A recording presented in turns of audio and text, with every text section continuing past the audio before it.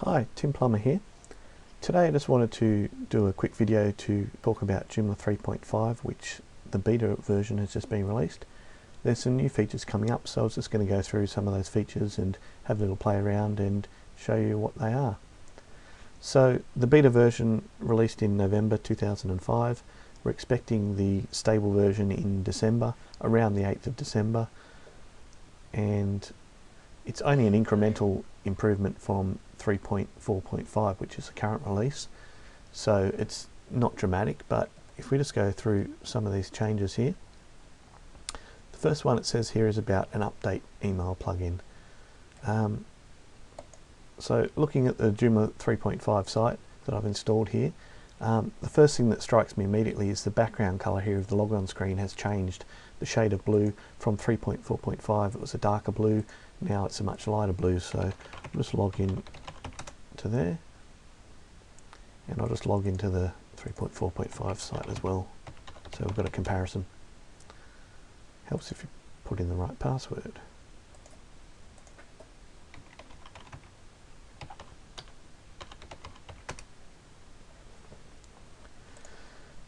So the update email plugin, if you go into your plugin manager, and one thing you'll notice straight away is the filters on the side here have gone. When we go into the plugin manager in 3.4.5, we had this filter bar here that we could collapse and bring back in. That's actually changed now. That there's this search tools. When you click on that, then you've got all those filters. So we want to find the system plugins, and you'll see here system Joomla update notification. That's a new plugin there. When I click onto that, in here is where you can put in the email address that you want to send notifications for whenever there's updates available. So it's enabled by default. I think you just need to put the email address in, and that's all you've got to do, save and close. So that's the first feature here. The next feature, plugin to gather basic anonymized data. So these statistics is going to help the Joomla project have some real data to see how many people are using Joomla, what platforms they're running it on, what PHP versions they're using, so the project will know when they can depreciate different versions of PHP because there's only a small version of a small number of people using it, that sort of thing. So that's also a system plugin. It's this one here, System Joomla Statistics, and it's enabled by default in a new Joomla 3.5 install by the look of it, but if you don't want to send that data, you could obviously disable it. It's sending the data to developer side at the moment. I'm assuming that's going to change for the live once we're past the beta, but yeah, we'll find out. So that's a couple of new plugins we've got there. The next thing here is about counting items.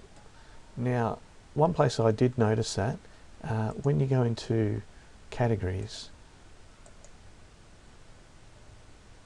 you'll see these counting here showing the number of published articles, the number of unpublished articles, the number of, I guess that's archived articles, yep, and trashed articles in that category.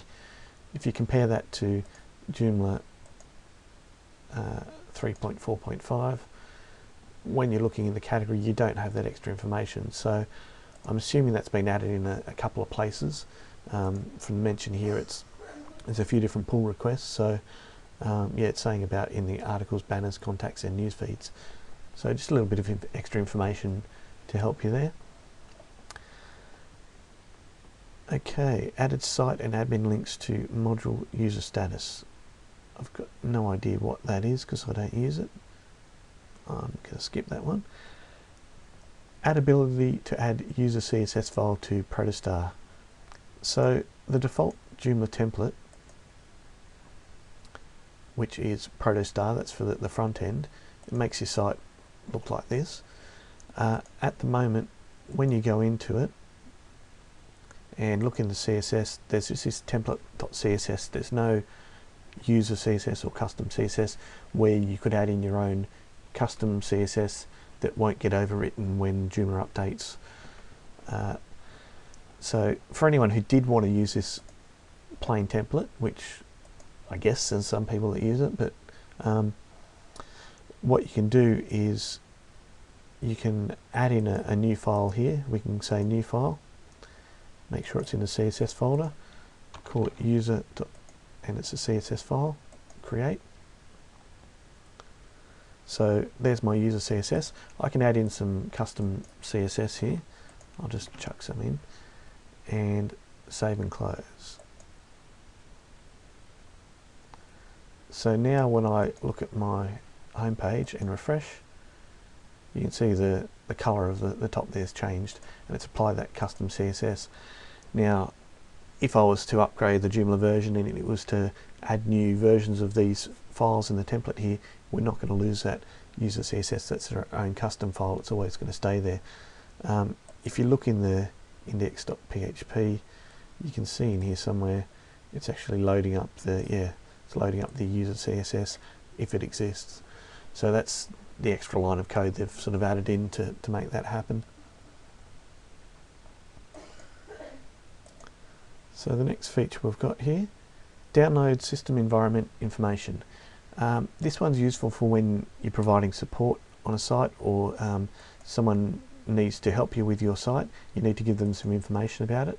When you go into the system information, you can see all your PHP version and all that sort of stuff, but now there's actually a download button where you can download the information and send that file to someone else.